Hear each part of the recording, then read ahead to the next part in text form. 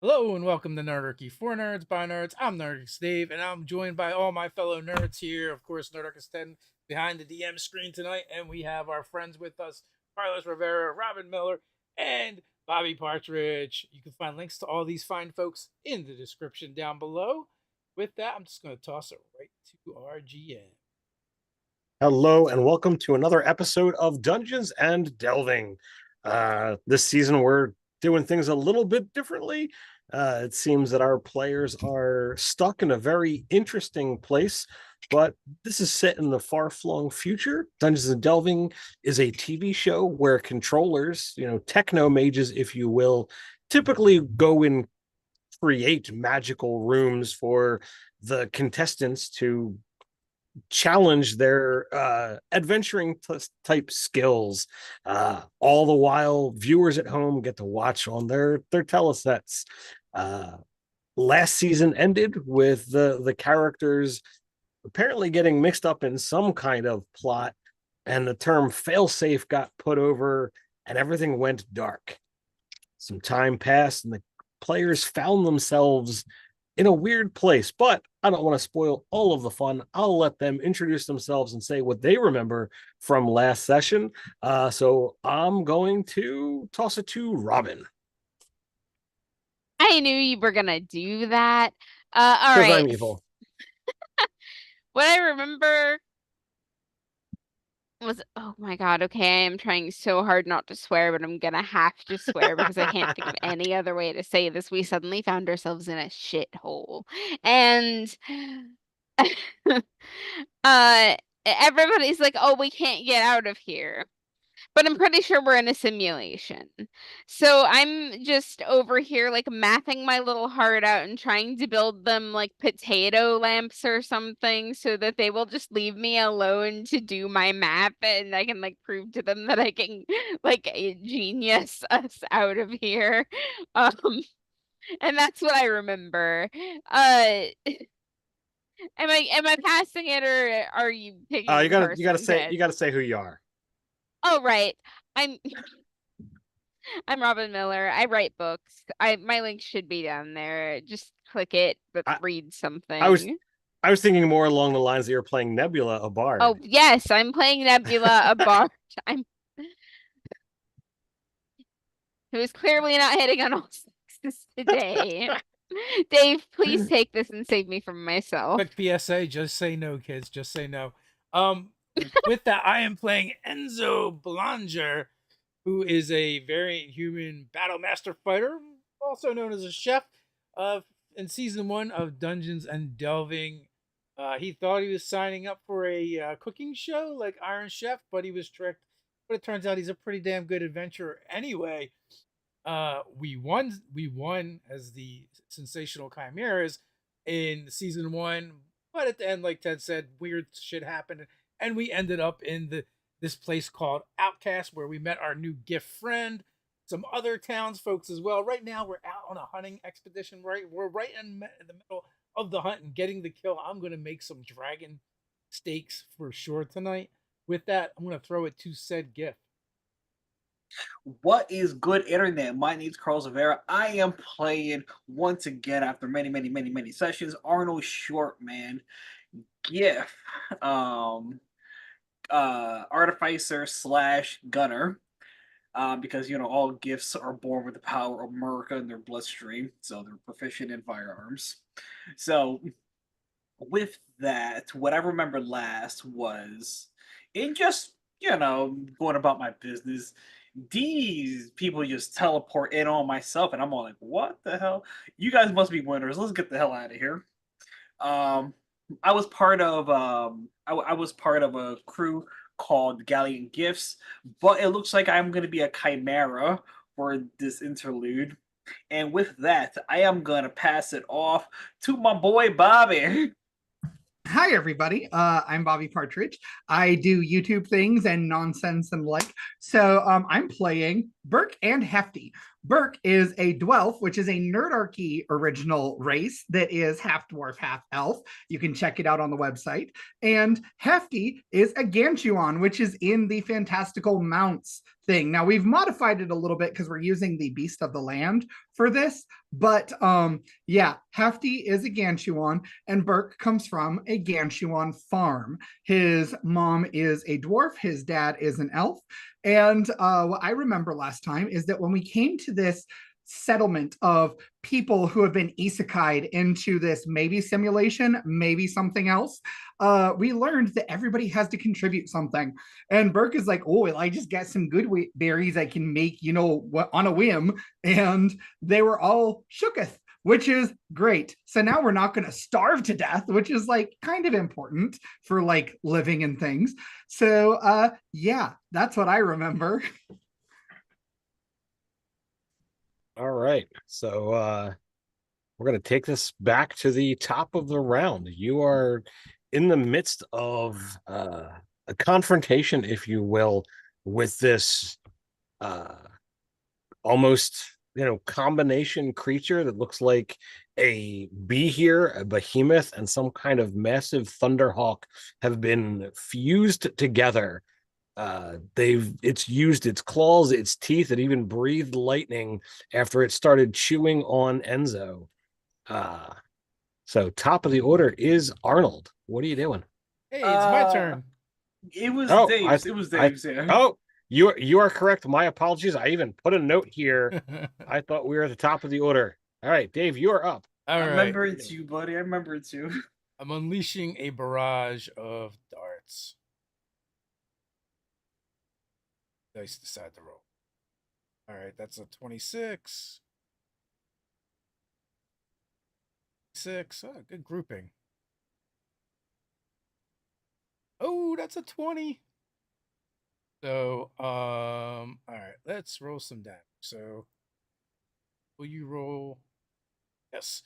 All right, so 12 on the 20, and then I'm going to use a superiority die. Turn that All right. 12 damage into 19 damage. And son of a bitch, I rolled the wrong die, I think, but that's okay. My next start is 11. We'll use another superiority die. This thing really hurt me a lot. That is 19. Another 19 damage. Yes, another 19 damage. Yes, I do have more superiority die. So I am going to other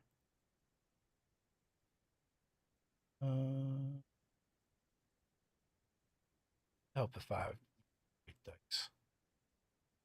Keep So are you forgetting. using your new knives? Actually, I had some old knives that I'm using.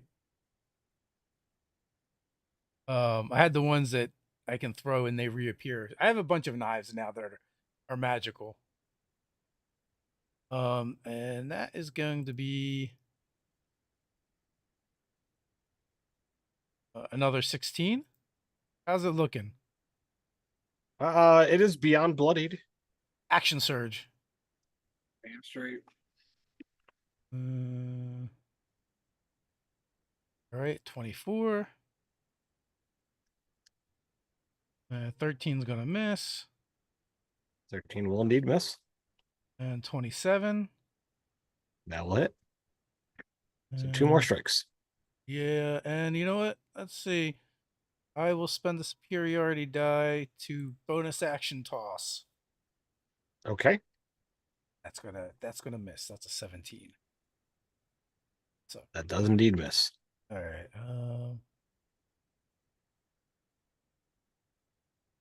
All right, so I do have another superiority die to use, so that's 17 from that one. And another 10. And let's see. I am going to see. All right, so is 10 the last damage? It is. Now it's got some saving throws. All right. I am going to use menacing attack. DC 16 wisdom save. All of them. Okay, so how many is that? 5. 5. Mm-hmm. And what is the effect of menacing? It is a fear effect. Makes it afraid of me.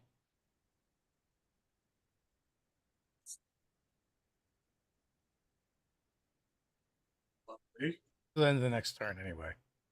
What is your DC? 16. 16.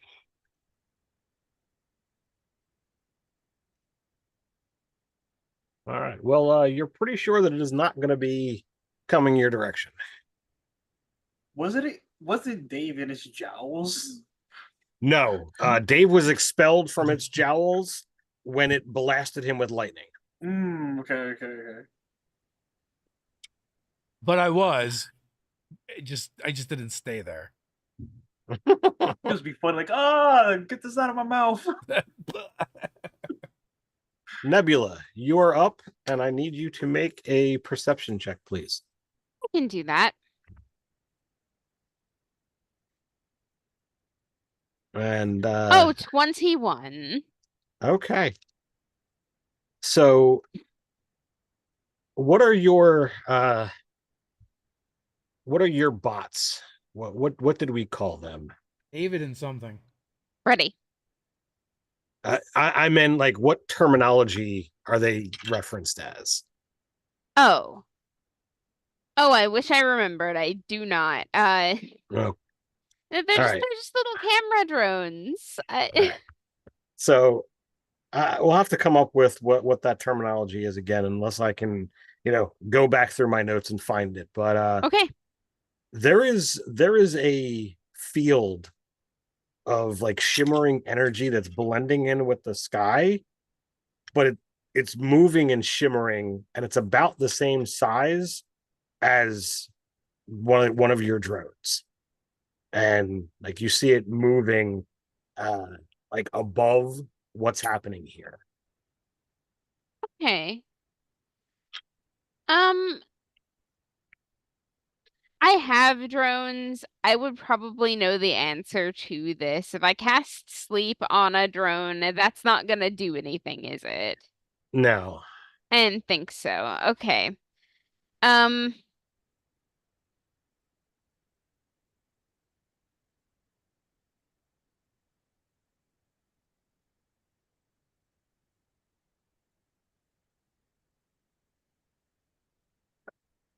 okay.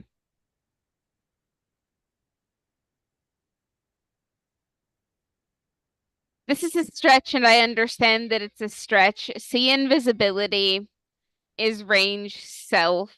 Would I be able to cast it on one of my drones?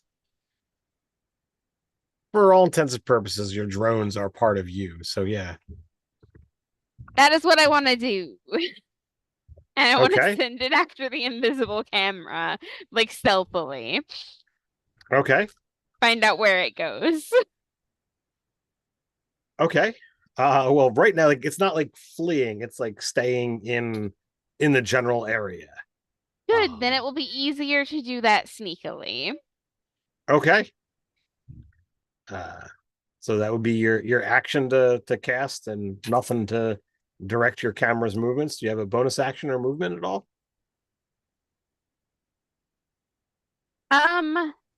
Hmm. Does anybody desperately need healing? Because I can bonus action healing where no, I've already cast a spell this round. I cannot. Never mind. No, I got nothing. I'm sorry. All right. So then top of the order, now it's Arnold. Uh-huh. Knowing, this gun, he probably gonna mash up with it. I throw it down and I say, "One more time, Bessie," as I whip out a revolver out from my you know holster, and I take a shot over at the bird.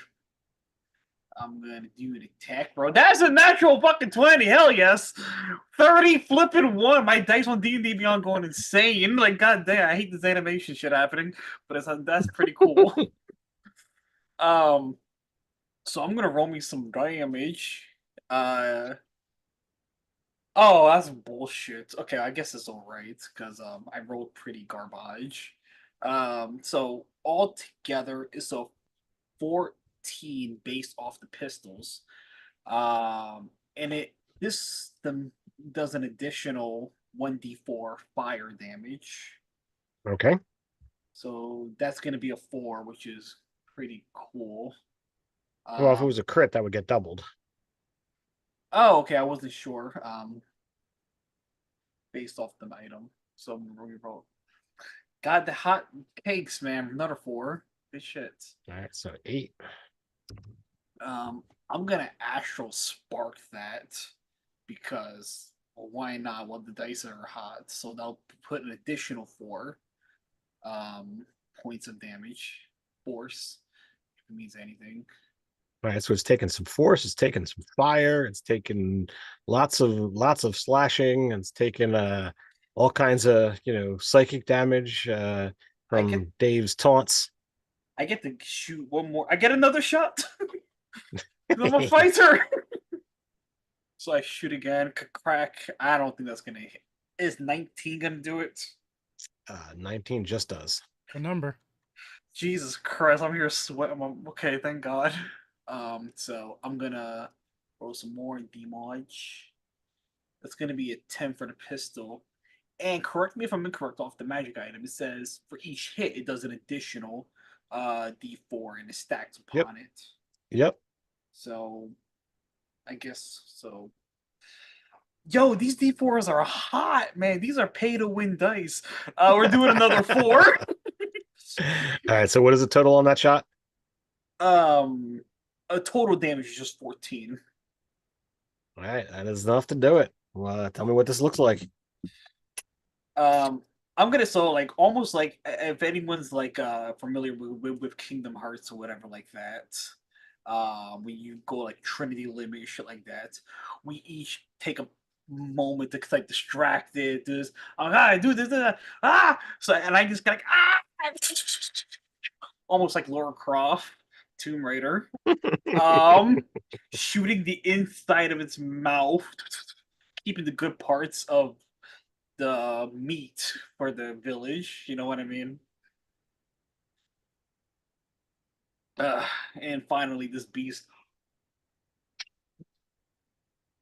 goes down.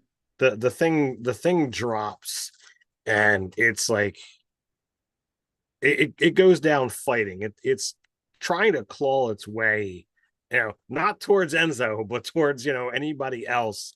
And as it's heading in your direction, all of this gunfire and whatever else that everybody contributes before the thing, just before it reaches you, the claw just kind of like falls. 1, 2, 3 of the heads drop to the ground. You see some of the crackling electricity that's kind of dancing down the spines on this thing's back and kind of like flaking off of the thing's feathery wings as it just slowly begins to dissipate. You watch as the flames that come from the pistol that you were firing are still kind of like flickering and dancing over the wound that you just caused inside the mouth. So it looks like it's actually breathing fire, though it's clearly not moving anymore. Turn to look at everybody. Here, things are for keeps. I pull out my knives and go to work, begin skinning and butchering. I know it's on the menu tonight, boys. Meat and more. You meat. can do medicine, nature, or survival, whichever you decide. I have some of these skills. I'm pretty sure I have survival just for these cases.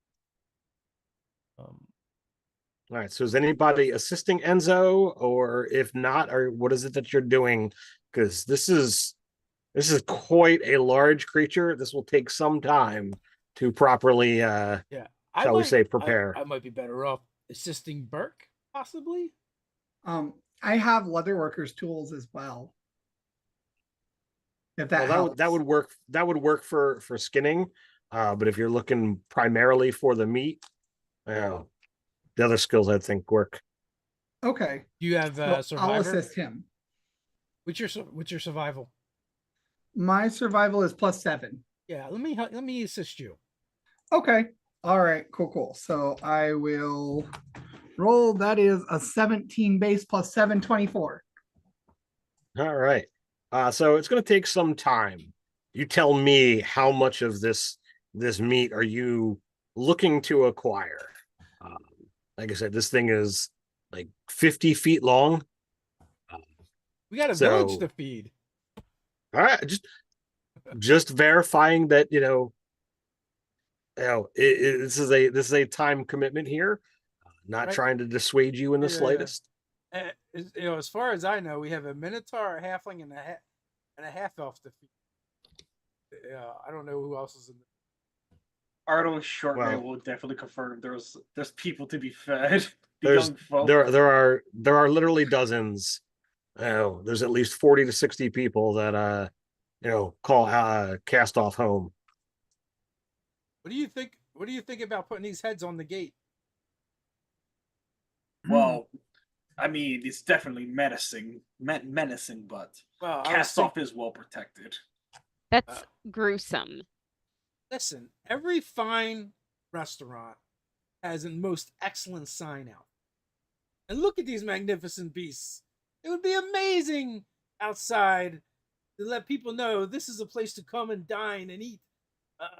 Even in Outcast, you can find refined and fine dining. Severed heads do not say fine dining. Gruesome. But it does spell out good eating, at least. Literally one of the most popular deli meats. It's called boar's head. A boar's head. That's my case. Gruesome and disgusting. All right, so Arnold and Nebula, what is it that you are doing as Burke and Enzo are getting gruesome with the corpse? I am mostly focused on riding along with David, who is the drone that I sent after the invisible camera, and making sure that David does not get seen. Okay. Give me a stealth check with advantage for David. Well, I'm glad I have advantage. 15. All right. So whatever this drone is, after whatever this creature is fell, it stays around for a couple of minutes. And then as kind of Burke and Enzo decide, all right, we're gonna approach it from this way, and it's getting it to be a very clinical and somewhat gruesome task. The drone decides to drift off in another direction. How long do you let it follow?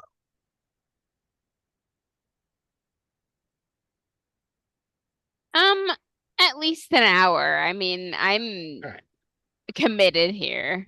sure. So, do you have the ability to see through these drones, or is it like, reporting back to your tech box, or are Yeah, you it would be just reporting back to my handheld. I'm like watching it through okay? the screen. All right. So after about 5, maybe 10 minutes, um, it sees that there is a figure lying on the ground. It's far enough away that you can't make out any details, um, beyond wearing black, and you think the hair might be white. I swear, guys, uh, I just show them. That is that Tabitha? We need to go.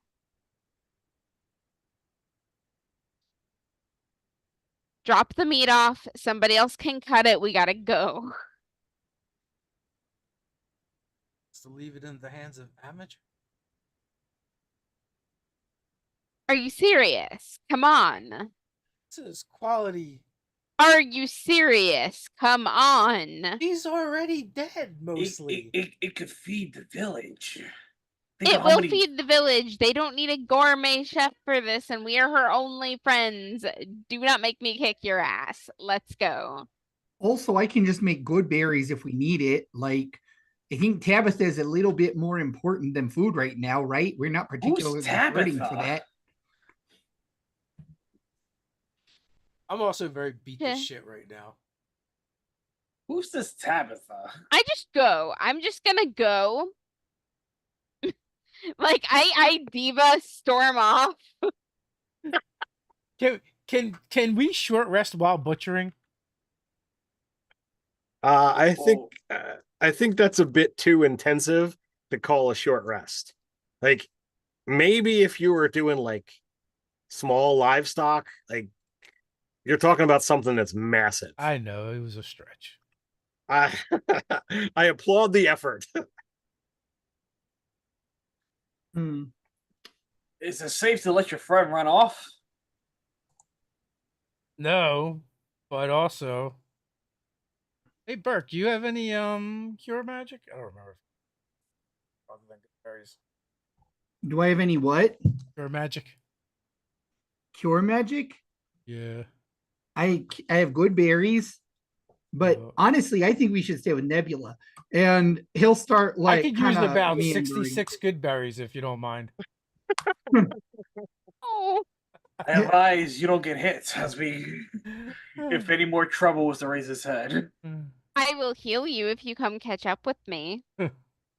Well, Burke is following Nebula, so like the two people with healing capacity are going the same direction. I don't want to be left alone in the forest. Is it safe to say? Is it safe to say? Because no one from the village knows any of this has happened, Nope. and I know for a fact of things. Is it safe to say I have a Throw signal it. flare to notify people of things? I think that could be something that you could have worked out. Maybe you've got a variety of different cartridges. One to send off like, need help. One to say like, hey, food stores here, or something along those lines. I'll say you could have 6 different shots that offered like different color like smoke bombs that you could use if you want to just jot those down into what they are as you come up with them. Absolutely, sir. I'm just gonna shoot off toward the direction of the village. Like, hey, hey, pick up time, be quick, swift, and silent, and then go off with everybody else. All right. So Nebula, you started off first. Are you running, or are you just moving purposefully? I am diva walking. I am power walking through this forest like a All right. boss. So you're not running, but you're not, No. strolling in the middle. Right. So it is possible for the lot of you to catch up with Nebula Easily. even though you had this minor conversation and what have you. So when Enzo catches up with you and you see how bloodied and battered he is, do you decide to offer healing before you continue further? Yeah, I will upcast Cure Wounds for 13.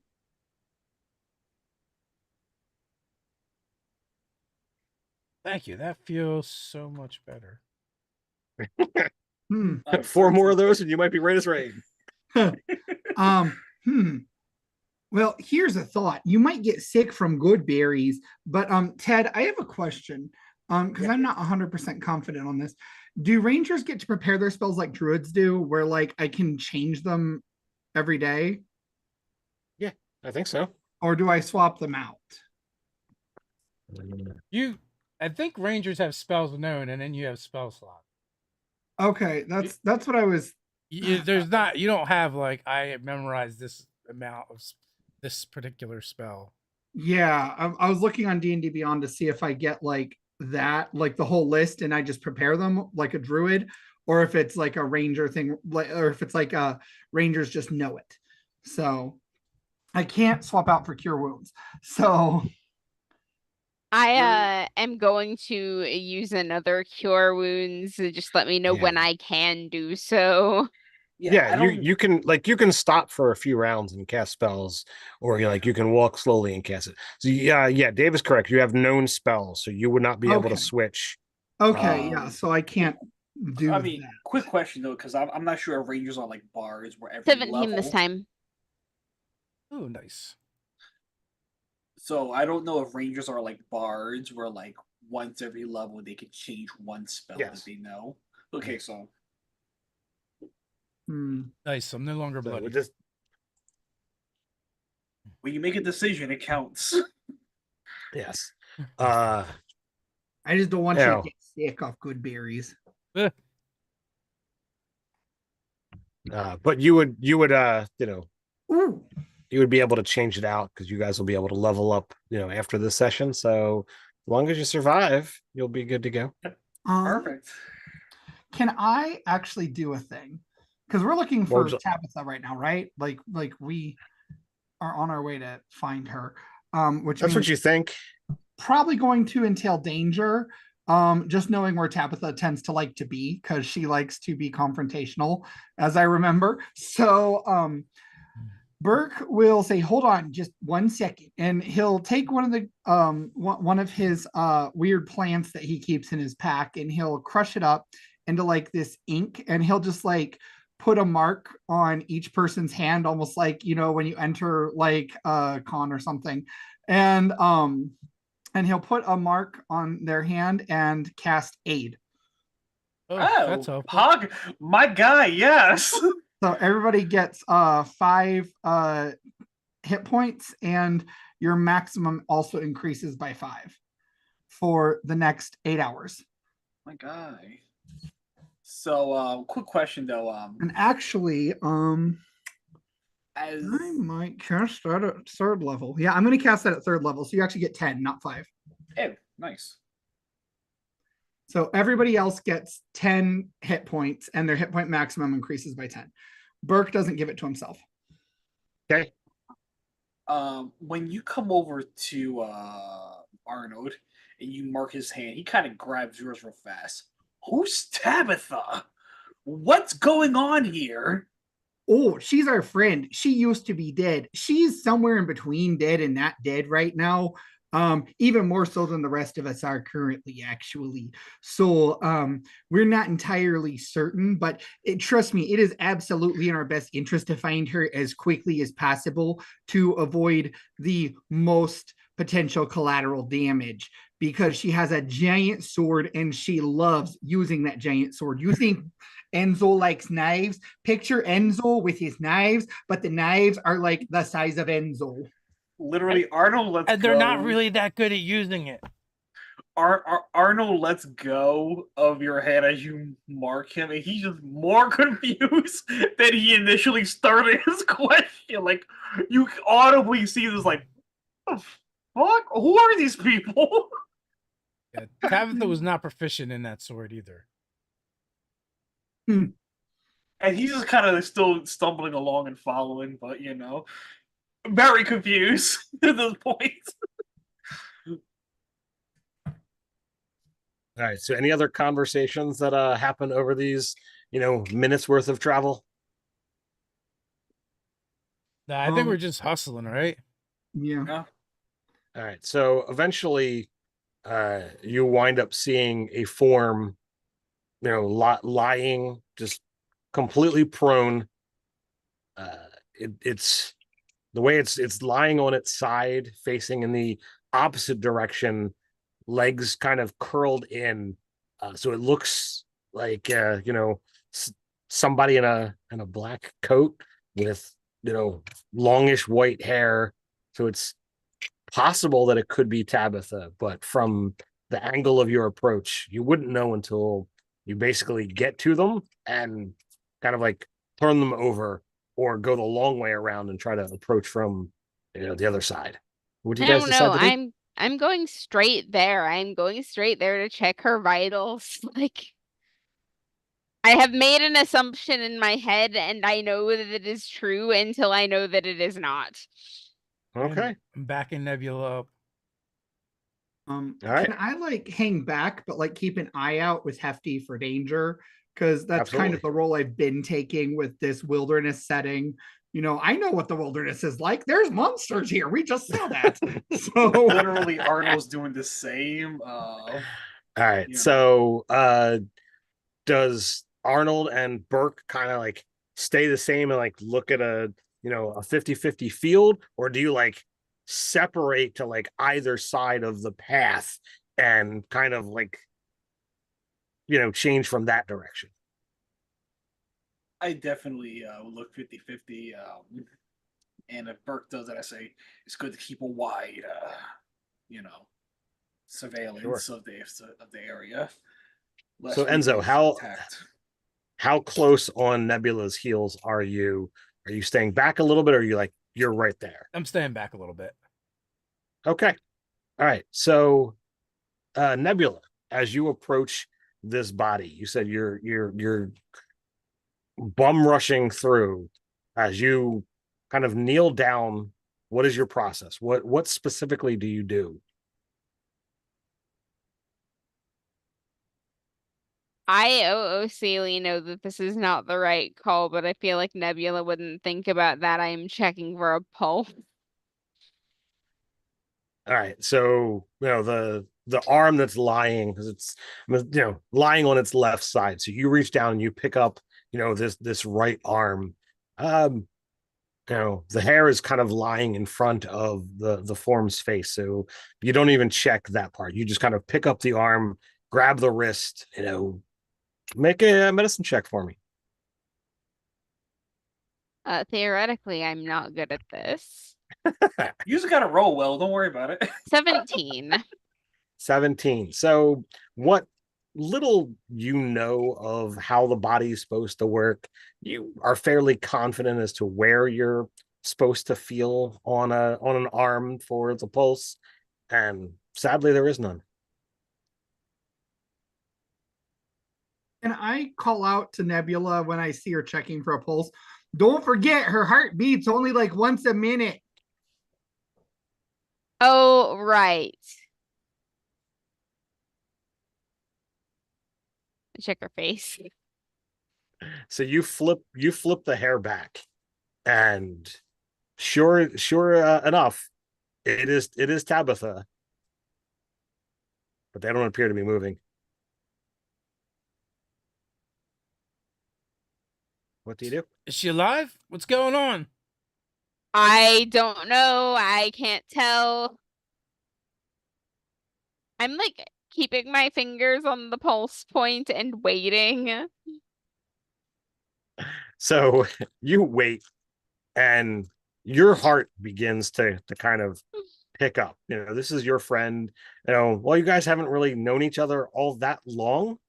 The trials and tribulations of going through the show and being your bona fide comrade at arms you definitely feel a stronger connection. So the fact that there's an unmoving body of your friend lying here with their, wrist kind of clutched in your arms, you're like waiting. Come on, where's the pulse? Where's the pulse?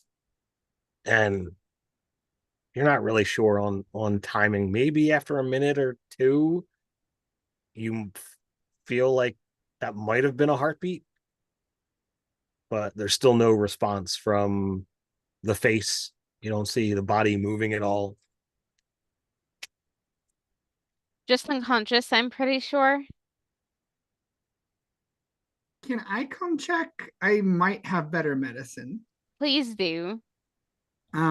Okay, let me see then. And I would like to look at her. All right. What are you trying to do?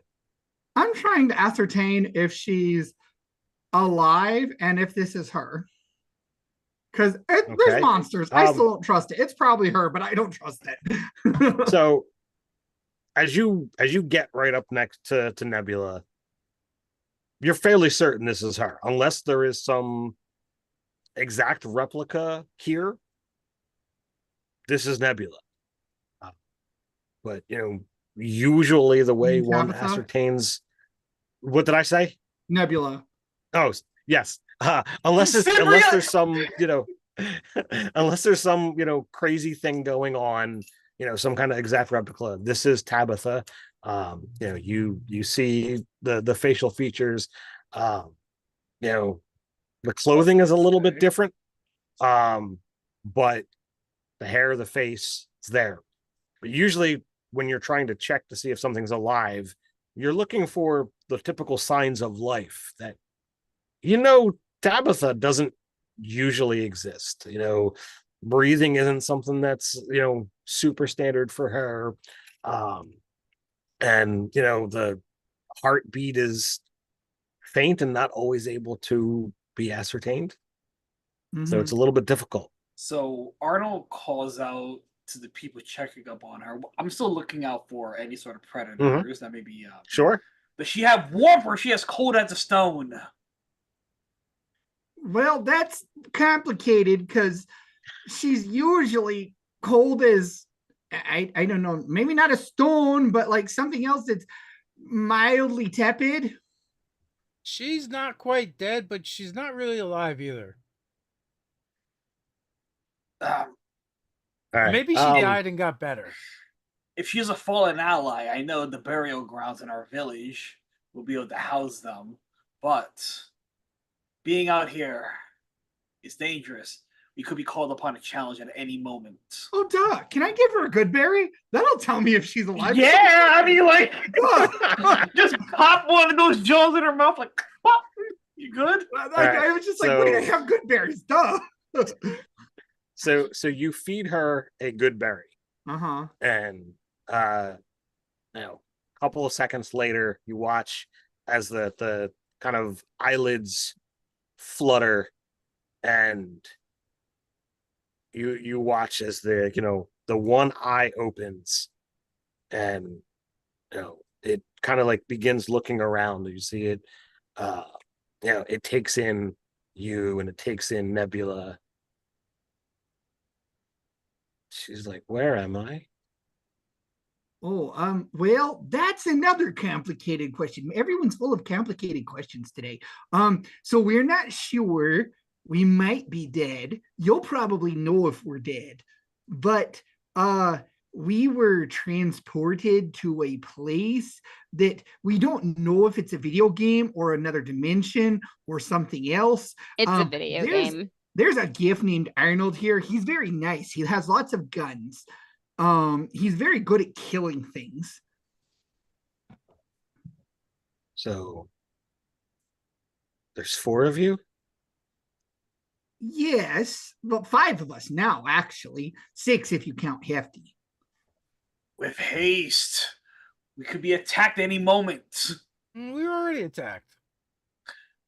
No. So, we came up constant. When we get called upon a challenge, these things are serious. So did you replace me? Oh, no, of course not. We've been looking for you. Exactly. You're a friend. So she stands up and she kind of wobbles a little bit. She doesn't seem, quite sure as to what's going on. It's really hard to tell, just because she doesn't always, act the same way. Uh, you don't see her sword anywhere, and she's clearly looking around, like taking in the environments that um, just look off to her. What So, happened to you? so this one is Arnold, you say? Yeah, he's from the village that we found. There's a village, by the way. There's a village. Yeah, and there's a really fast halfling lady, and they need food. And we started to cut up a monster that we beat.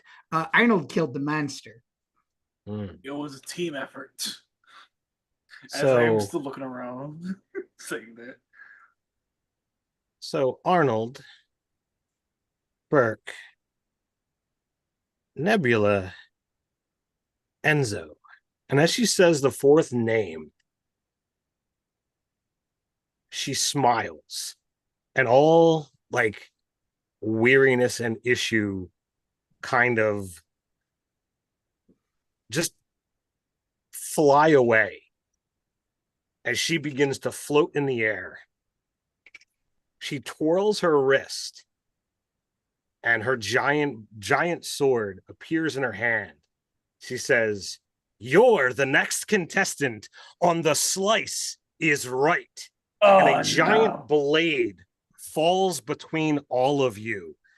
The wilderness completely is gone, and you find yourself very much in the style of rooms that you're used to seeing within the set, as literal blades that almost mirror Tabitha's greatsword begins to fall from the sky. So I need all of you to make dexterity saving throws. Oh no! 16. Let me chat. Oh no. So as we get transported, literally, Arnold's like, "Not again." That's an 18. All right, we got a Yeah, but 16, we got an acting 18, very a 21. 15. All right.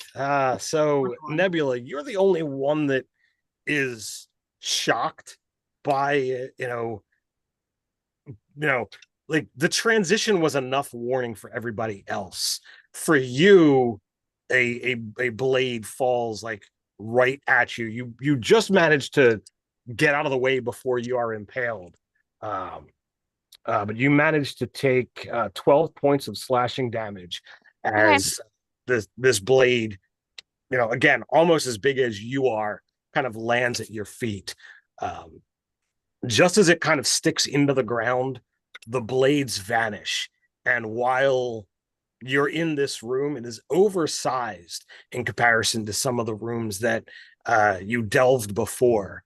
And floating up on a cloud, you see Tabitha kind of looking down from up above, a very unexpected, like maniacal grin is on her face, and you can see a couple of these drones like nebulas that are kind of floating around and watching everything that you guys are doing.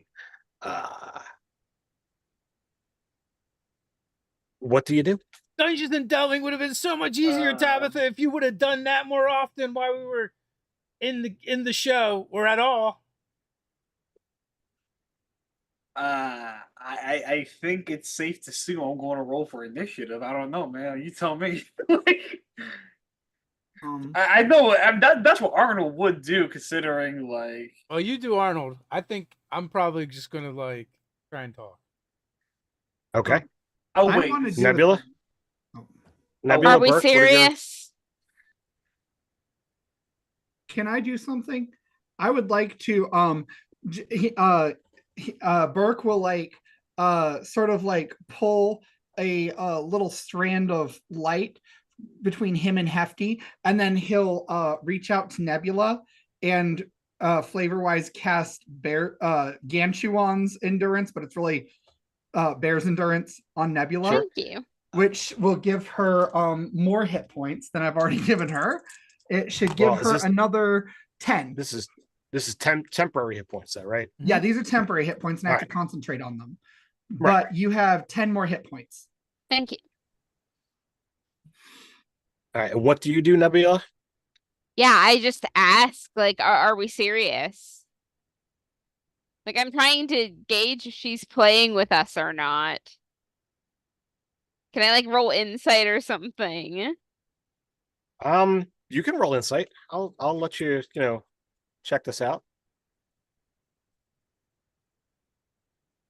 19. All right. From what you remember of Tabitha, they were fairly emo, and maniacal grin and laughter does not track. So you have several courses of thought. Okay. This could be just somebody who looks like Tabitha trying to play some kind of evil and sadistic trick on you guys. This could be Tabitha, but they're not in control of themselves.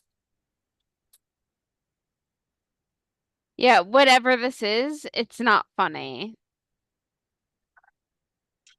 So the room kind of begins to shrink, and a doorway opens about 100 feet away as Tabitha begins to kind of float in the direction of the door. In between yourselves and the door, you begin to see large swinging axes kind of flying back and forth, retractable spikes coming up from the ground, down from the wall, across from the sides. All the while, the occasional giant greatsword falls completely unseen until it's almost on top of you. And Tabitha gestures towards the doorway as she begins to float in that direction. All of the blades, axes, and spikes missing her as if like they're designed to do that. I will attempt to follow Tabitha. Also, you said the room's shrinking, right? Yes. Well, it's it was a large room where all this happened, but it's kind of like forcing you down the corridor. Ahem. As the kids say, we ball. Yeah. All I can say is, as a big dude, I'm going towards the exit as best and gracefully as I can, because if it gets too small, I can't get through.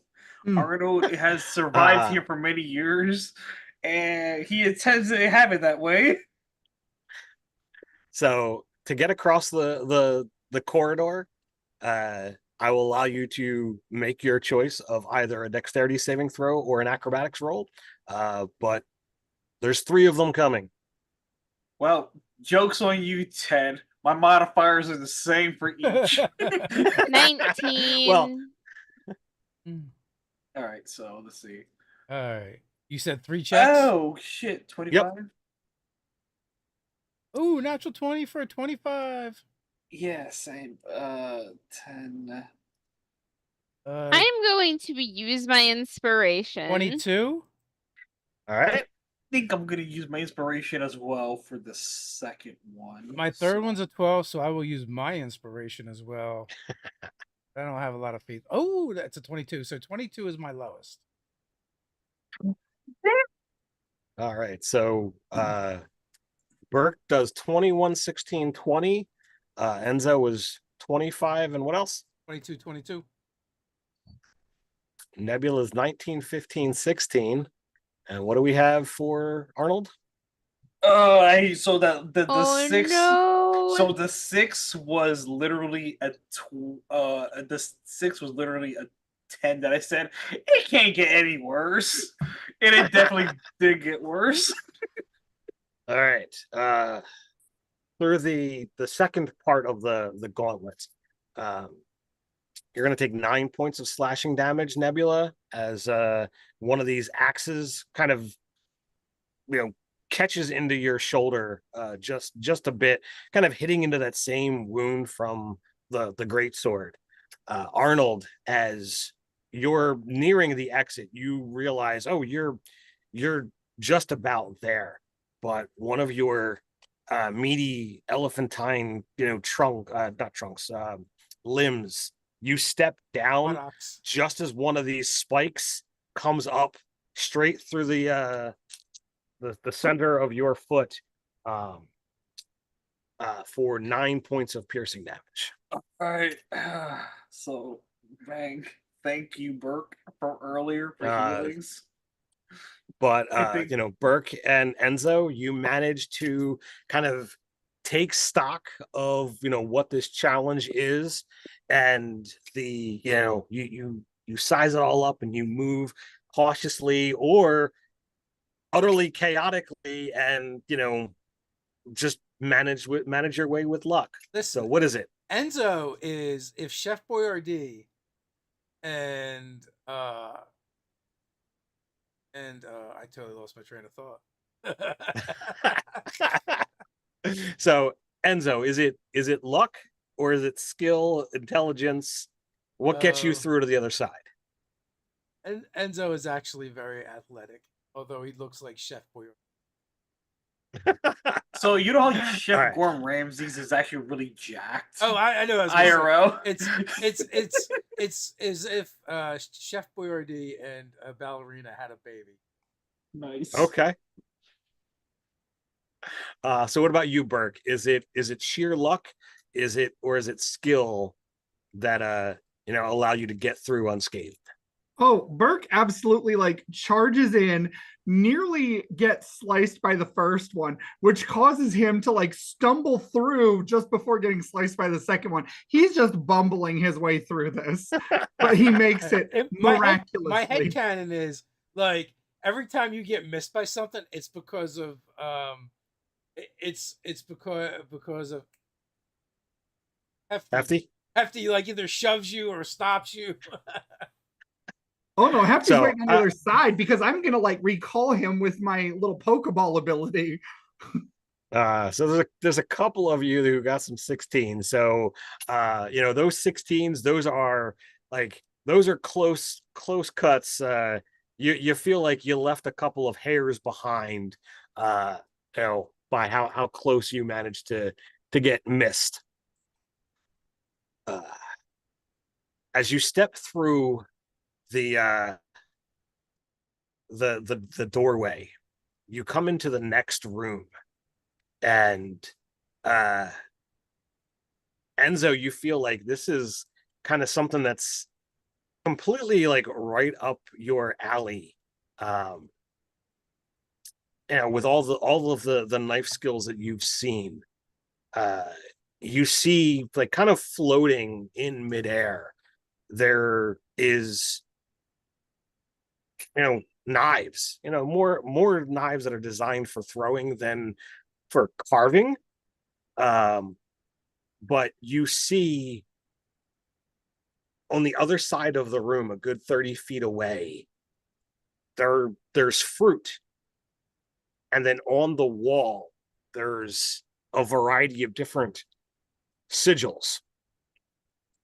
And it doesn't take a real genius to understand that the barriers that are preventing you from traversing too far into this room aren't going to go away until you deal with whatever this challenge is. Oh, I got this all day long. We just got to play fruit.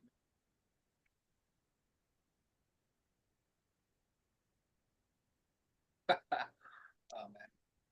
So So what did said there's fruit, there's knives, and there's sigils. Yep.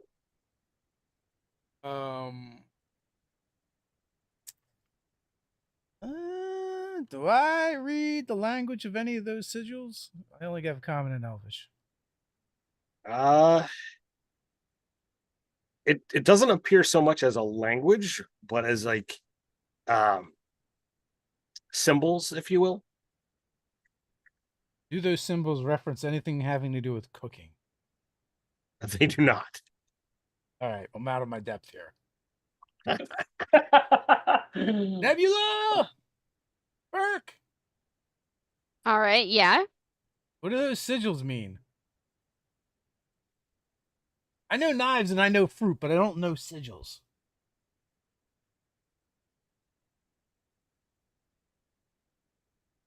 What kind of language are they? They just appear to be arcane sigils. Oh, They're not actually a language. So at a pure Hail Mary move, I take whatever knife is around, cut a fruit, and I have literally Arcana. trace the fruit juice on the sigil. Well, you can't get across the room. Oh shit, my bad. I forgot my foot. Yeah, like you can step up to the line where the knives are floating there, but you can't go any further. May I Arcana? Sure.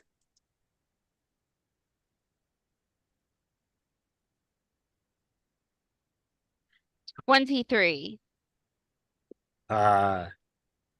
So the three sigils, the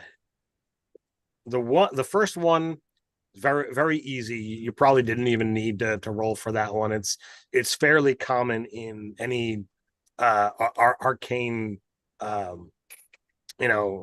in information. It's power. It's something that many wizards kind of go after right away. The second one almost seems to be mocking you guys. Sorry, no. The second one says corruption. The third one almost seems to be mocking because it's a slight variation, and you kind of look at it as it means fun, which is not something typically done in a in arcane formula. Fun isn't usually involved. That's kind of added. What are the fruits? Apples, oranges.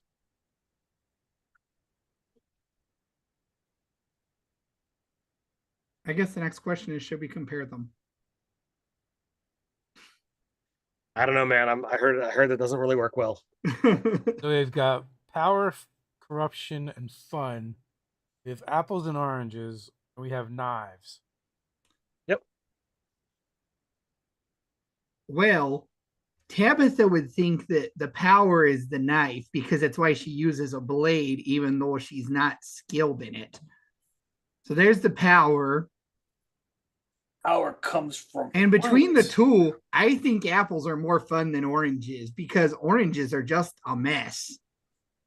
Literally, as a rebuttal, Arnold goes, "But fruit is the substance of life, which gives you power." I'm just gonna grab a knife and throw it at a piece of fruit. All right. Are you just looking to slice into it with a cut, or is there some other kind of added thing? I mean, is there can I pin it to one of the sigils? The fruit is literally floating in midair, so you don't know what's holding it in place to know whether it's going to move when you go to. Well, try I'm gonna pick a piece of fruit that is in front of the power sigil and throw it, attempting to skewer the fruit and stick it into the power sigil. Okay. Make an attack roll. Alrighty then. And are you trying to throw one of your knives or one of the knives that's there? One of the knives that's there. 23. Okay. All right. So 23 hits. The fruit does not move in any way, shape, or form, but the knife sticks into the fruit.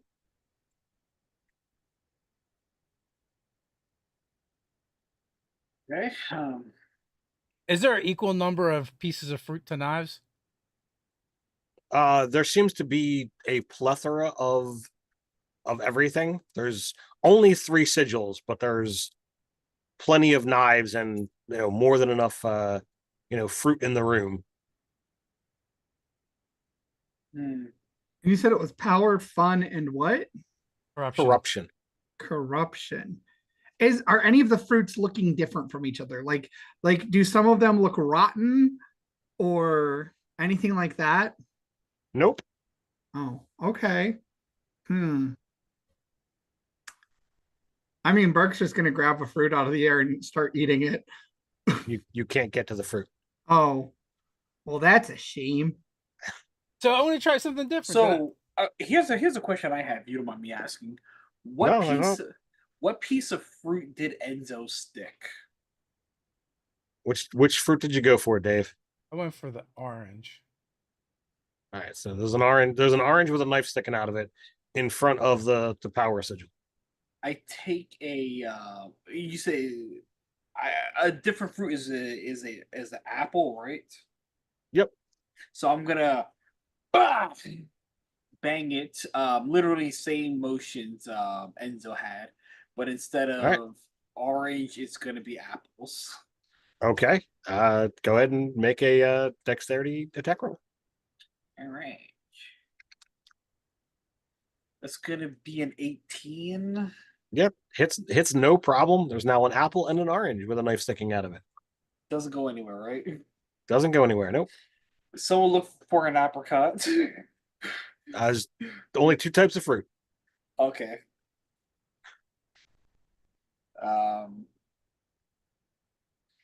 at that point, I feel like what. So, if you don't mind describing the room, arena, and everything Sure. for me So real you've fast. you've got you've got a like 40-foot by 40-foot room, 5 feet on either side. You can see that there's like a visible, like vibrant green line as a barrier. If you throw a knife, it's going to cross the first barrier, but won't cross the second. In between after the barrier, there is another doorway, and then there's a wall that has the 3 different sigils on it. Each of the 3 sigils is composed of 3 different lines, in different ways. Each spells out each is designed to mimic the 3 arcane concepts of power, corruption, and fun. Floating throughout the room at varying heights and what have you are apples and oranges, and then directly in front of where you guys are, there is just a table or a tray that is lined with throwing knives. As you pick up a knife and throw it, another knife manifests there. Okay, Other this is than that, pretty funny. there is like the silver and black floors that were fairly standard within the Dungeons and Delving show. You see the very screen light, lights from the top, very LED, like giving plenty of light to everything that's here. There's a section up above where you can see the pair of drones that we're circling around Tabitha. They're now like floating in the room with you guys, but you don't see Tabitha. So first thing I do is I take 2 knives, put them in my own inventory real fast, because you always need knives, right? Okay. You can add 2 throwing knives to your inventory. Thank you. Oh, and second thing I do is I take a knife and throw it directly on one of the sigils. Okay, it does not cross the barrier, and it clanks, and you hear the very metal on metal as it falls to the floor. As it comes to rest, it disappears, and another one appears on the table. I feel like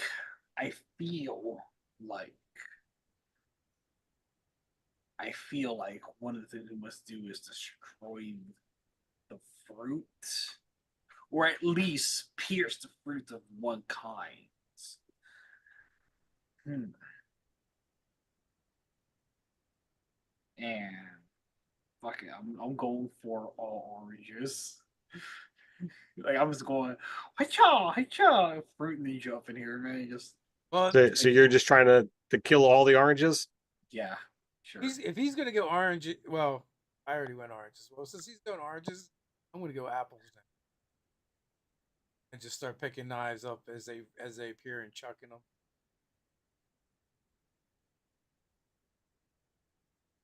So after, a bit of time, uh the the apples and oranges throughout the room begin to get littered with knives, and as about a third of the apples have things sticking out of them, one of the sigils lights up, and you guys keep going. The third of the oranges, the first rune that lit up now begins to glow.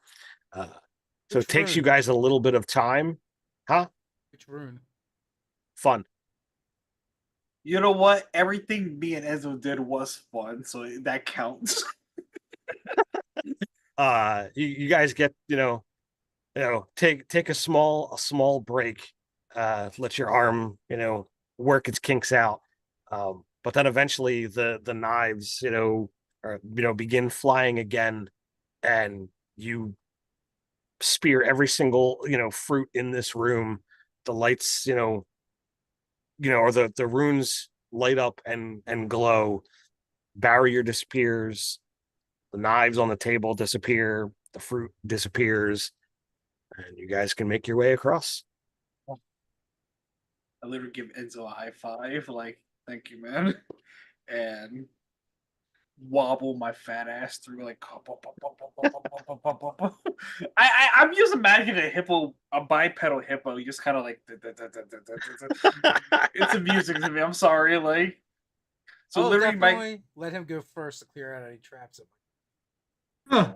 absolutely. Meanwhile, like So Mark will just look at Nebula and be like, I am so glad they figured that one out because I thought I was going to have to speak with plants and try to convince those fruits to become delinquents.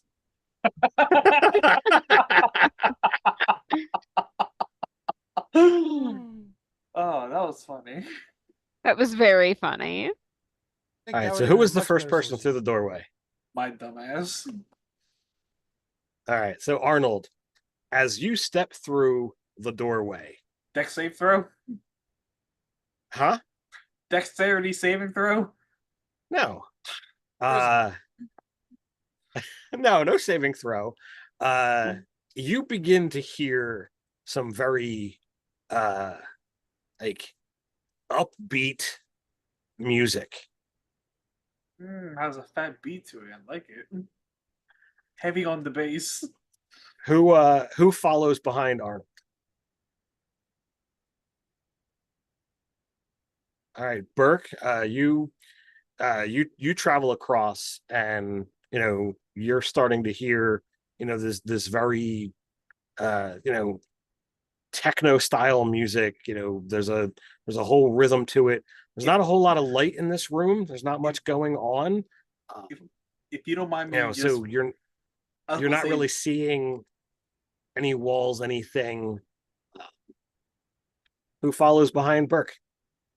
if you I don't will. mind me just interjecting with Oh, yeah, go ahead. flavor, Sure. can it be like Daft Punk Around the World? Like that has a fat beat and it's really good on loop.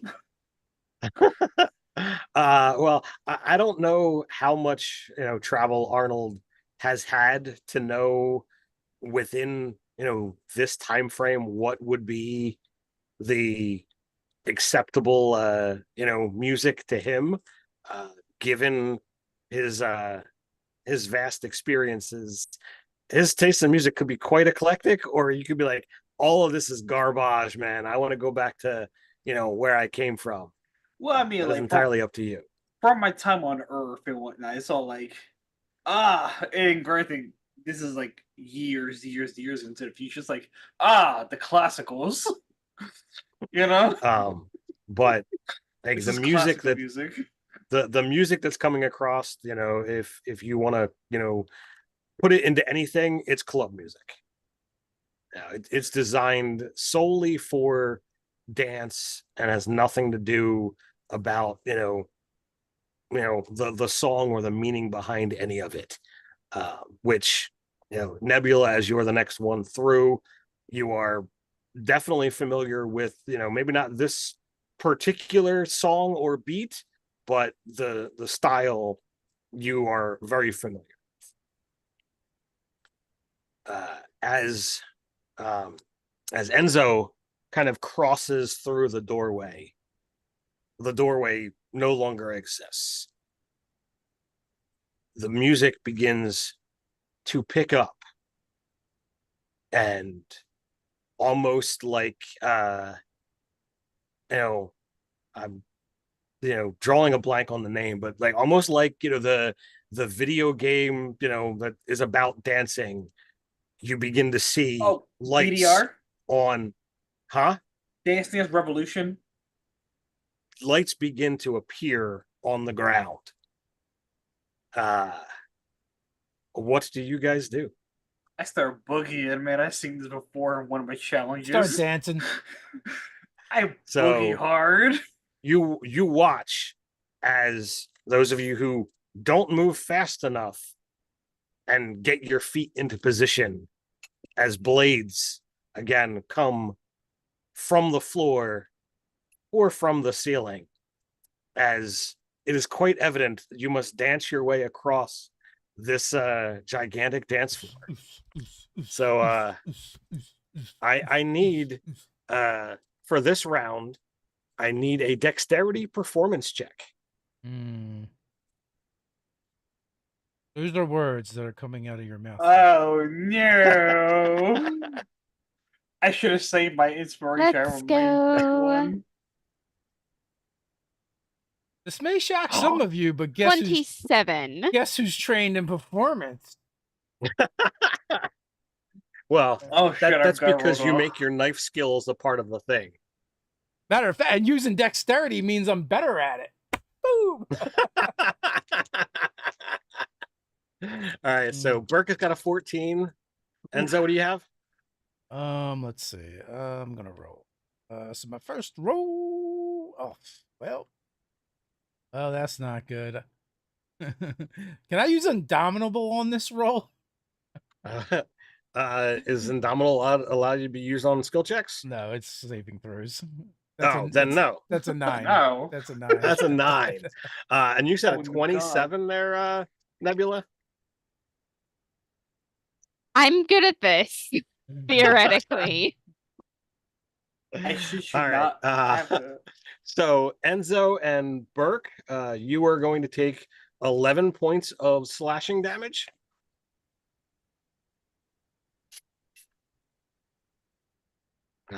As you begin to, make your way across this this dance floor. So for this second round, the lights begin to kind of pick up, and you watch as these literally beams of light are coming from everywhere to be added into the actual moving blades and lit up squares on the ground. I need just a straight up charisma performance check. From everybody? Oh yeah, I mean, as long as you're trying to progress through the room, then yes. I rolled a dirty 20, so does that mean I'm dirty dancing? Yes, indeed it does. I rolled Also dirty 20. Listen, man, all my numbers as I can count on one hand. So I know what I got wrong last time. This time it's all about the pelvic thrust. I got lucky on my performance check. I rolled really well, but I rolled mega garbage on charisma. I tootsie roll my way across the floor. Well, Arnold, that's another 11 points. Mixture of radiant and slashing damage as you kind of get cut from one way and burned from the other as these lights kind of hit into you. Like, But you literally, I'm just guys, like, you guys have moved, 2/3 of the way through the room as now the music intensifies and everything seems to be moving much faster, as if maybe things have gotten a little bit harder. So I will allow you of your choice of whether you want to use dexterity or charisma for your performance check for this last go round. dexterity for me. That's a 23.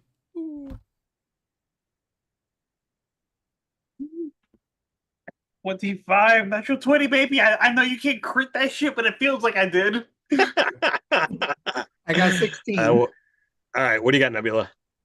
Only a 15 this time because I rolled abysmally. I did better than Nebula? What? She was too distracted by There was a mirror. They went by a mirror. Like, damn, your dance is so good, girl. Yeah, you are. Ted, I'm telling you right now, man, like, damn you for putting distrust on my weak heart of mine. So apparently with the uptick in the beat, it's going to be Nebula and Burke, 25 points of damage. Cow! Ow! 26? 25. Oh shit, my 25. bad.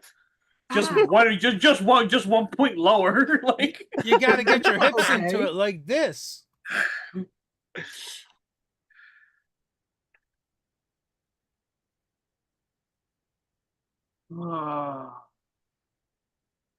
Jesus Do Christ. these checks take our actions? This is your movement. Okay, I want to use tireless then. Okay, what does that do? As an action, you give yourself 1d8 plus 3 temporary hit points. It's a ranger from Sure. Tasha's Cauldron. Yep. 7 plus 3. 10. Hey. All right, but you guys have made it across the dance floor. It took a little bit of maneuvering, and you're starting to feel the energy. I need you to all make Constitution saving throws to see how well this performance affected you, or if it didn't. On saves. Yep. 7. Ooh, 21. 17. I am very good at a couple of things, and this is not one of them. 14. All right. So it sounds like Arnold and Nebula got below a 15. That sounds like that, yes. All right. So you guys have put quite a little bit more than you had intended to in your enthusiastic dancing. So you are suffering from a level of exhaustion. So that is a -1 on attack rolls and saving throws and skill checks for Harsh but the fair. remainder. So, Harsh but fair. I mean, this love. So I like the D&D, D&D levels of exhaustion. Regular D&D exhaustion is brutal as shit. Sure, and I've kind of adopted that. I feel it's a little bit easier to work with and a little bit more fun for just dealing with your D20 checks. All I gotta say is thank you, my dungeon master, for going that route and not the lather. Not just straight up disadvantage. Yeah. So in this room, as you get across and you step through, the music immediately fades as you cross through the doorway, and at first very similar to when you stepped into the last room. There's nothing going on. This room is a little bit bigger than some of the other rooms that you've been in, and again floating on high, looking down upon you. You guys see Tabitha again with the gleam and glint in her eye. Well, you guys have fared fairly well. I hope you're having, quite the fun. No. Oh yeah, regular barrel of monkeys.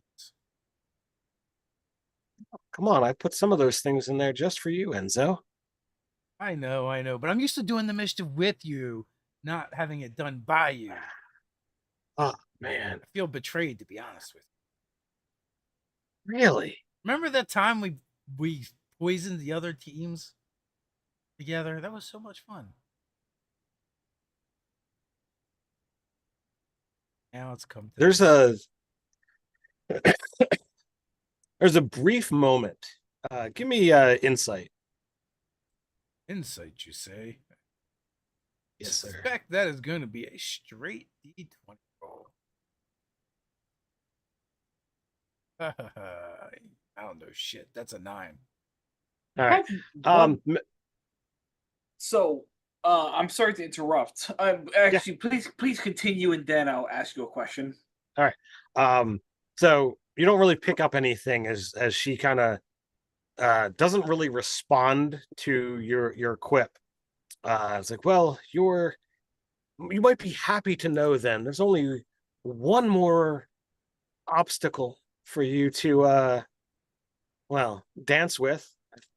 If the last round had anything to say, all you have to do is find the golden door and you can be out of here. And with that, she kind of like floats backwards, kind of going through the next doorway, and really the only doorway that's here. And whoever kind of rushes forward does not see her as she goes through. But So you had a question there. Yeah, if you don't mind me asking, Arno's been here for several years. Has he ever seen Tabitha or image of thy? No. This is just crazy John doing crazy shit. You know that sometimes challenges have appeared and there hasn't been anyone to kind of narrate or host, but there have been some that there have been hosts. Sometimes the hosts have been different. Sometimes they've been, the same through numerous. To your best of recollection, none of them have had the kind of close connection that seems to be happening here. It has been. Yeah, sure, absolutely.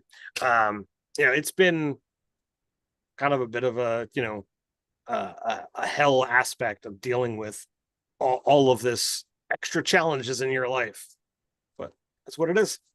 Yep. So yeah, as we proceed to the next challenge, what do we see? All right, so who steps in first? Arnold, being the dude that's been through this shit the most, he's in his mind, he's all like, you know what? I lived longest. Maybe the new blood can do better, and I go forward on the off chance of being kind of a sacrificial lamb to be like, you know what? Let's just get one step closer type attitude. All right. So as you step through, as I kind of already said, like Tabitha seems to be nowhere in sight. As she apparently vanished from the moment that she went through the doorway, or maybe she's right there and invisible. You aren't really sure, but you don't see her. What you do see is another corridor, similar to what you had in the first, but as opposed to there being a single door, it comes to a T. So you can get through the blades and then have to go left or right. Literally, Arnold sits down for a second, and I attempt to go for a long rest, short rest, not a long one, just a short one, saying like, right, you know what? So you sit down. Who is next through the doorway? I'll go next.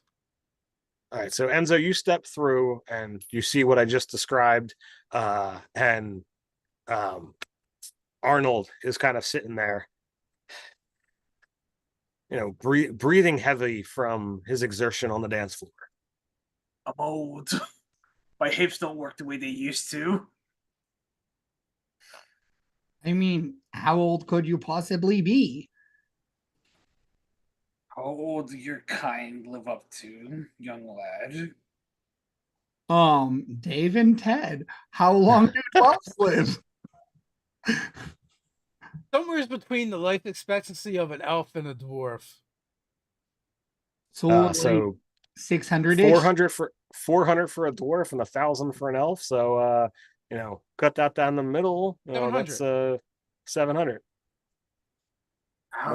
Much longer than a regular half elf. You young person. I wish I had your strength. But I don't know if I can keep continuing. I'm just gonna take a quick breather real fast. Hopefully regain some hit points back. Cough out some blood and shit. Be like, as I see what this challenge presents ourselves with.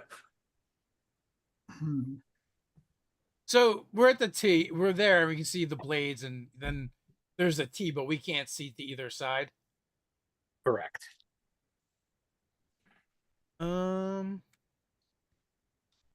Can you send David or Freddy, or both? Yeah, I can try that. Does it work? They are physical things, right? Yeah. So as they begin to kind of, I assume you're only going to send one of them at a time. Uh-huh. All right. So as the first one begins to go through, give me a dexterity saving throw.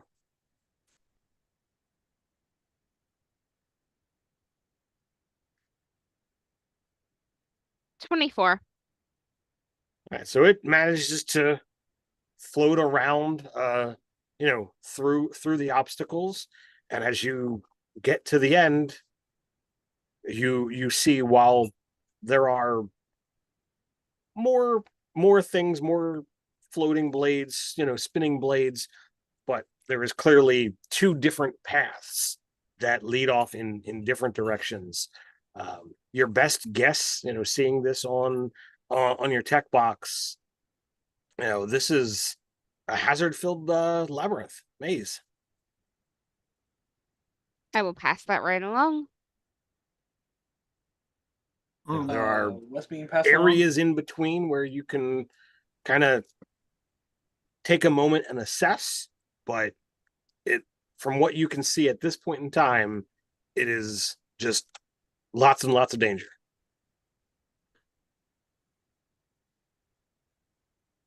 Yeah, that is what I pass on to you guys. I let you know, like, we need to prepare. There's no clues like golden door to the right or left. No.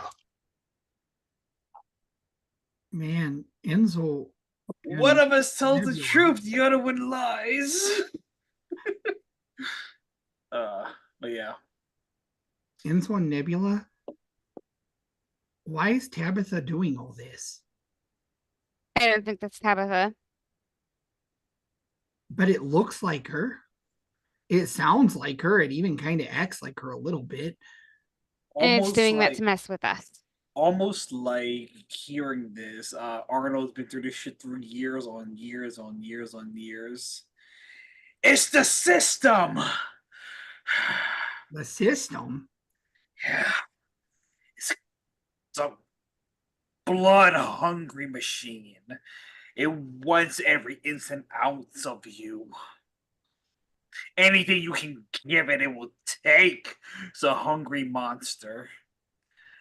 You just need to endure long enough. Well, if it's a system, in theory, Nebula, can't you hack it? I can try. I have really good perception actually. Do I notice anywhere that like would indicate that there is a place that Nebula could like access a port or maybe an infrared eye or something like that? Um, I want you to roll perception and intelligence. So I have the feat that gives me a better passive perception and investigation and all that. Does that help here?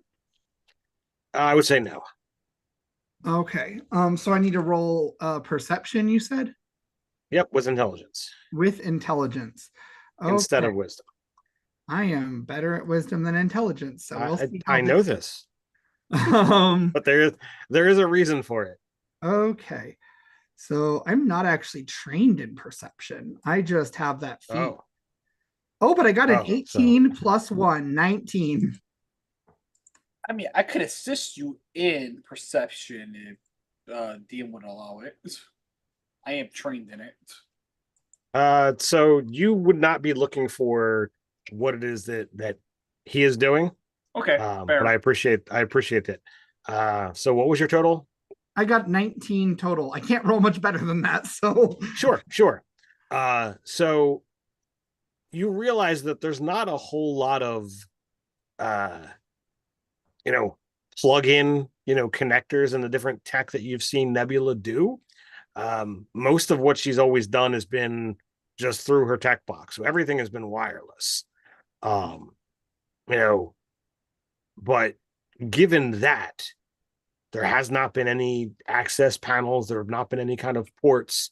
Literally, the only thing that's tech that you've seen that didn't come in with you are the 2 drones that are currently flying overhead that seem to be recording or transmitting to something. Nebula, do you Yes. see those 2 drones? Mm-hmm. Can you hack into them? I can certainly try. Maybe figure out who else is connected or where they are? Technology, Ted? Yep. 27. 27. God damn. All right. So you've done quite a lot with your tech. And so far, everything that you've done when you were on set was pretty easy. Here, it seems that everything that you are like looking to do, someone is already at the advantage. So the moment that you begin to kind of get into this signal, the automated, magical defenses or tech defenses, already begin, pushing back against you. You made a momentary connection.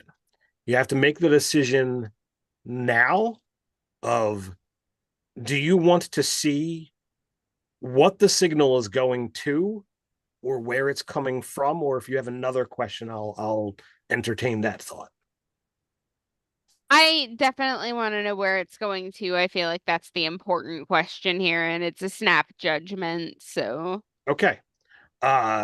So that, the telenet is where, people have viewed the Dungeons and Delving show that you were on.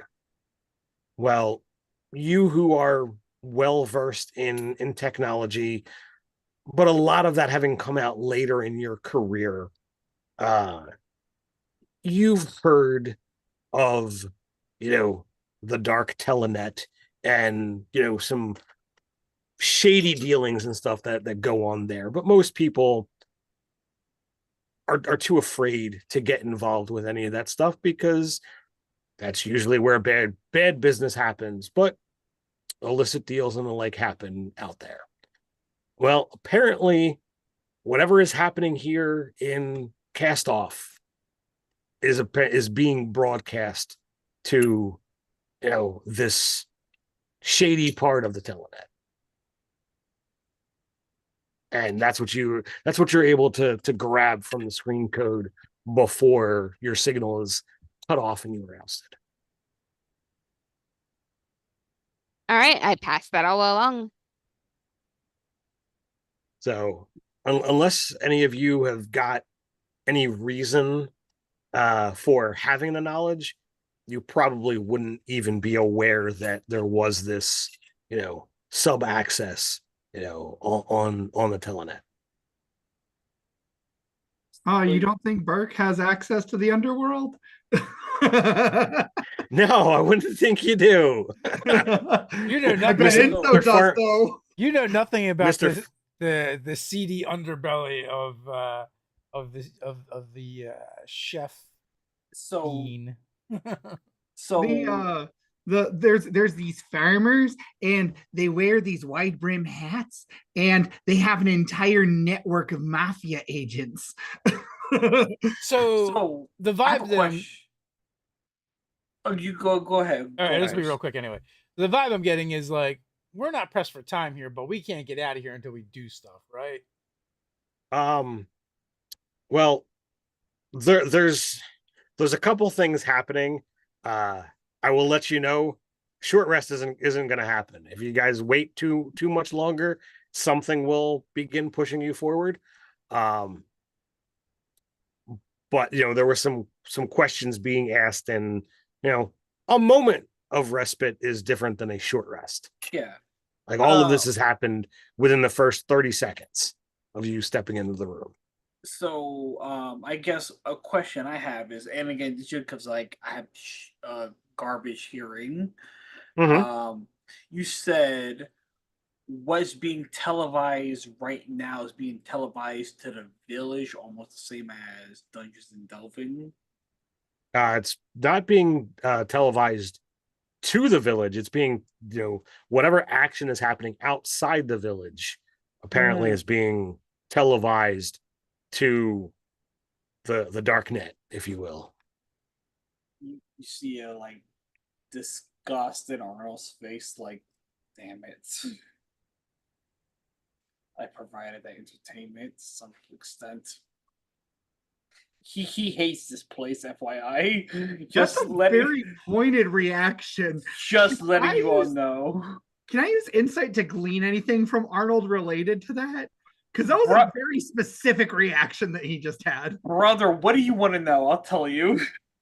Well, like the way he reacted to like the undernet, like I'm gonna call it the undernet because I played Mega Man Battle Network. But like he just had that reactions like he knows something.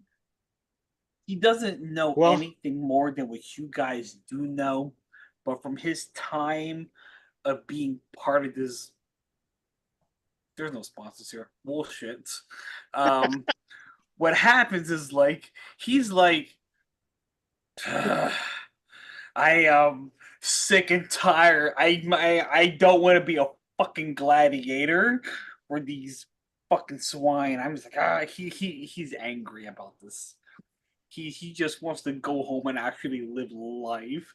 Even when he thought he reached his prize, it feels like it's just boop, bullshit.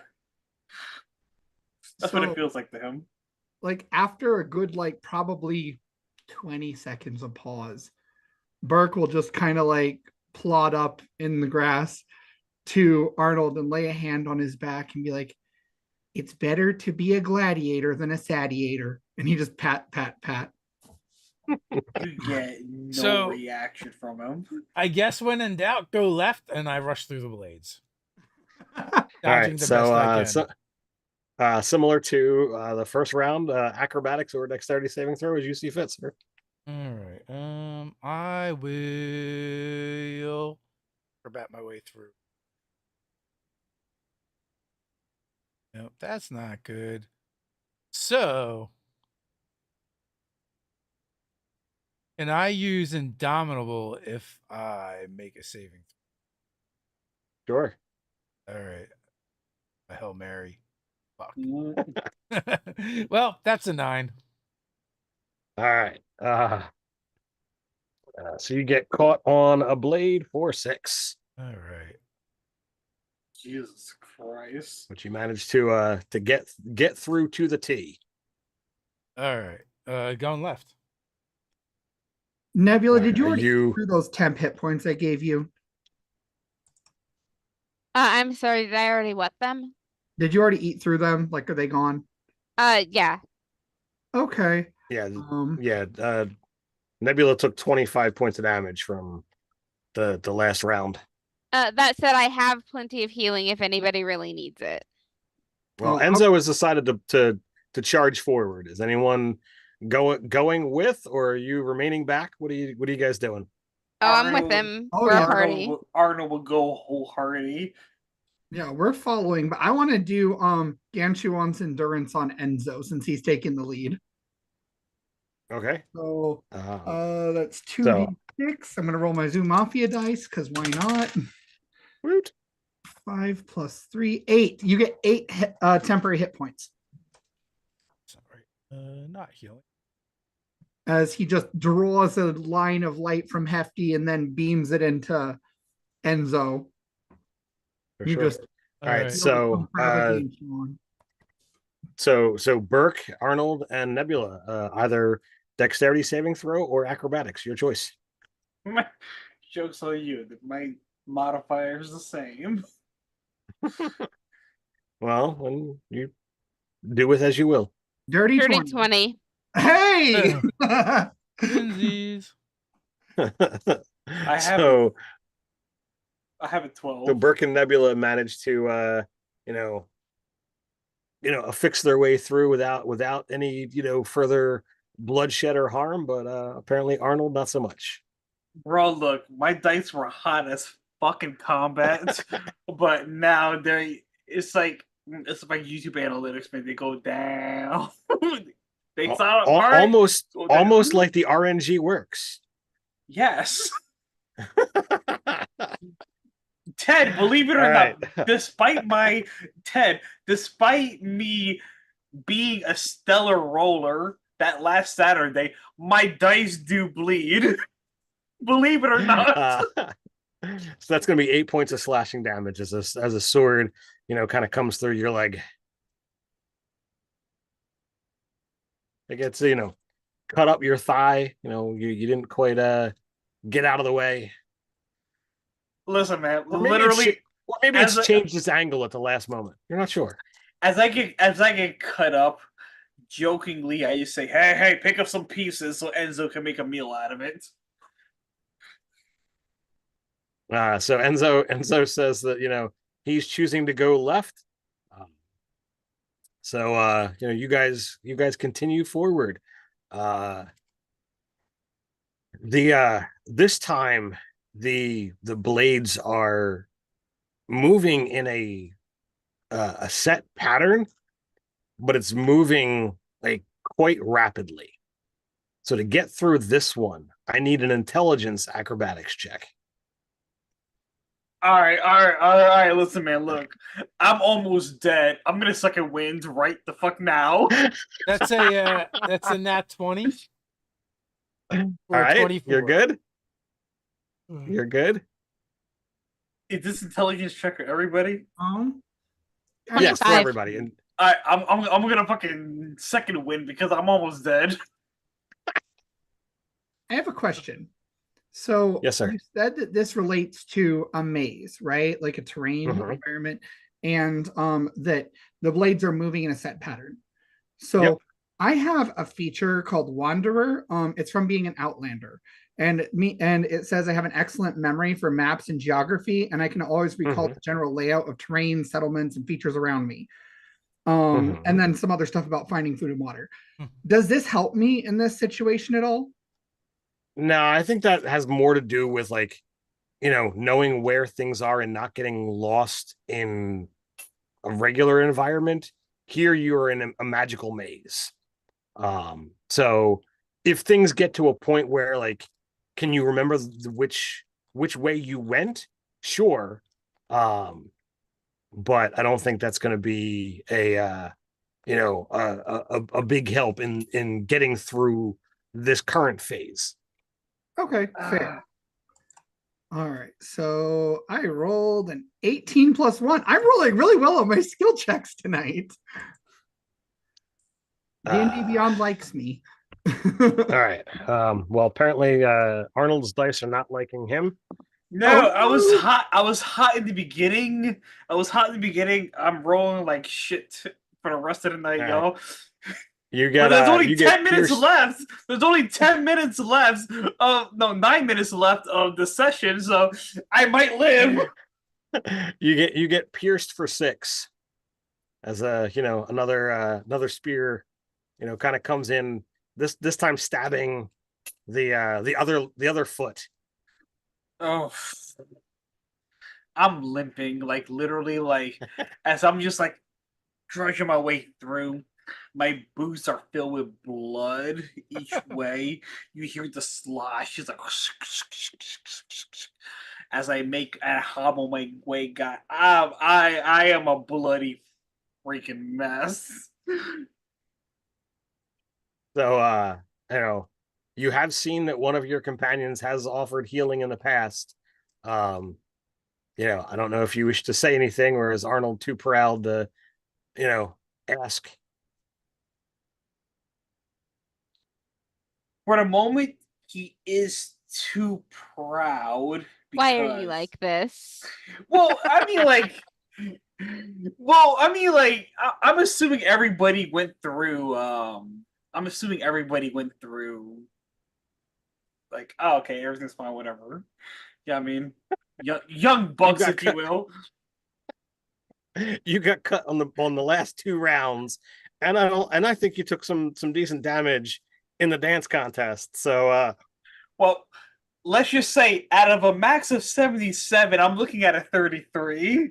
So, Do I see blood? yeah, you definitely do. I'm gonna say you definitely see blood. all right, Okay, you're let not me know like when my turn comes up. you're not almost dead. I mean, you've got I'm not you've dead. got almost 3 dozen hit points left. Literally, I say nothing. A good night's rest won't. So heal up, as I say. Keep trudging along. Definitely, Arnold will let you know. Like, now's the time, buddy. Like, if you So tell me, at the end of this corridor, now that all of you have kind of moved through, it goes off, like it doesn't turn, but it goes to three different avenues. The lights down one are red, the lights down the middle are blue, the lights down the lights down the third pathway are yellow.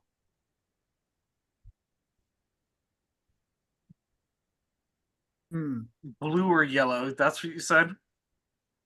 Red to the left, blue straight, and yellow to the right. Do these light colors have any significance for our culture in the space world? Like, you know how like in our world, green means go and red means stop and blah blah blah. Yeah, nothing that you directly relate to. I would say like if there was the red, yellow, green, it would be like our world. Okay. So the fact that there's not a green. You know what? Just being the way Arnold is. No, he's hurt. No, he doesn't want to be here any longer. He's gonna go with his gut feeling. Blue, straight down the middle. No, yellow's closest to gold. Speaking of Ansel, I may need to use your diamond if he happens to get hurt too bad. Do I get it back after you're done? Most definitely not. I whisper, I drop my voice. We just met this guy. You can have a pile of carbon. It turns into a pile of black dust. See, I can revivify people. Say them after the deed's done. I was All right, studying so that before we entered our prize room. all right, so I need a dexterity saving throw from you, Arnold.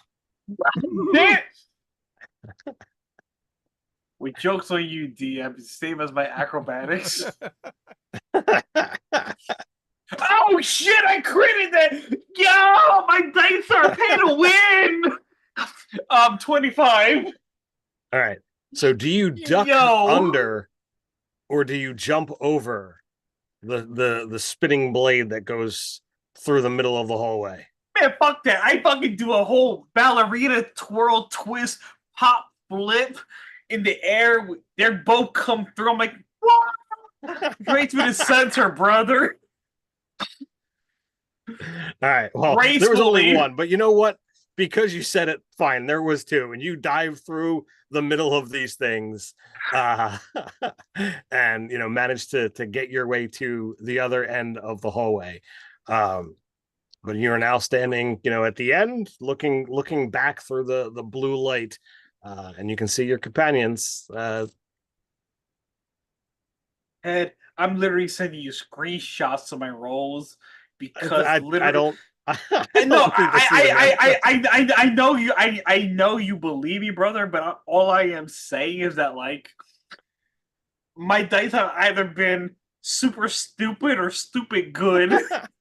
There is no in between.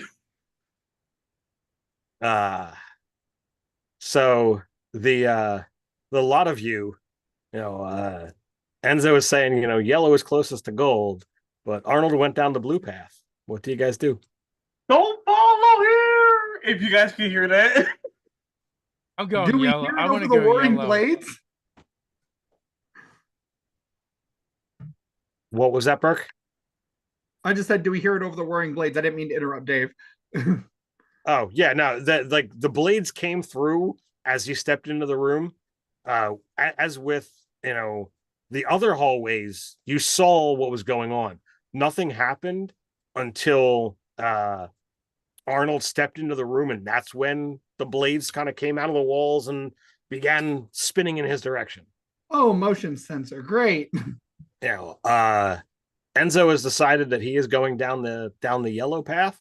I would. So having seen it get activated when he went through, I want to take one of my darts one of my knives that returns to me. I want to skip it along the ground to see if it'll set off the blades, to see if I can kind of see how they work. All right, that is an excellent plan. Unfortunately, your blade does not trigger it to go off. Okay. I will just barrel through. All right, dexterity saving throw. Yeah. I'm gonna take some damage. Less than 10 passes. 10 does not pass. Do you have any more uses of your Indomitable, or is that only once? It's only one. All right. That is going to be 16 points of slashing damage. Oh, not 166. Oh, Thank you for the temporary hit points. Ow.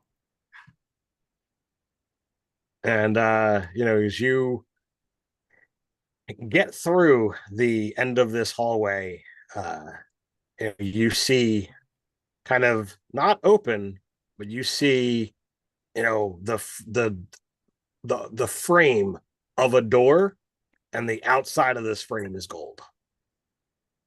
The door that's gold is this way, and I run through it. Disintegration. did Arnold have a door too? No. Okay. He's got another corridor that he can go down. Well, Enzo made it through, so I'm going to go ahead and cast this one more time, and I will choose myself and Nebula and Arnold to cast one more aid at third level, so each of us gets 15 hit points instead of whatever hit points you had. I am definitely not a viable target. I definitely would What's love the range? to accept age. The range on that is 30 feet. If you stand right at the edges, you'd be able to get him. Okay, I'll get him. All right. So Arnold, you are looking down at another corridor. you see it lit up like the others. This one was just more blue, but it's like a little bit darker, a little bit dimmer. But the corridors echo, so you heard you heard Burke say that Enzo has found the exit. Well, I definitely didn't go that way. If I was to Rosie on back, is that possible or nay?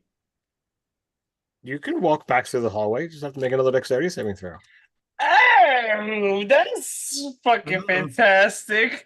What about if I proceed? If you proceed, you can, keep wandering into whatever other hazards might be down the next hallway. You know what? We are 1 minute at time, and I know this is sacrilege for a player to declare this shit, but I think this is the perfect pin to put it. Well, is Arnold looking to go forward, or is he wanting to go? He's going forward. He's going forward. All right. Well, we'll have to find out what'll happen next time. Could have possibly been through a golden door with just a couple of rolls, but I guess we'll have to wait and see as the players taking control here. I guess we'll never know until next Tuesday. Until next Tuesday. So everybody out there, thanks for tuning in to this fun and exciting adventure of Dungeons and Delving. Come on back next week as we have episode 3 and whatnot. So until next time, stay nerdy. Stay nerdy.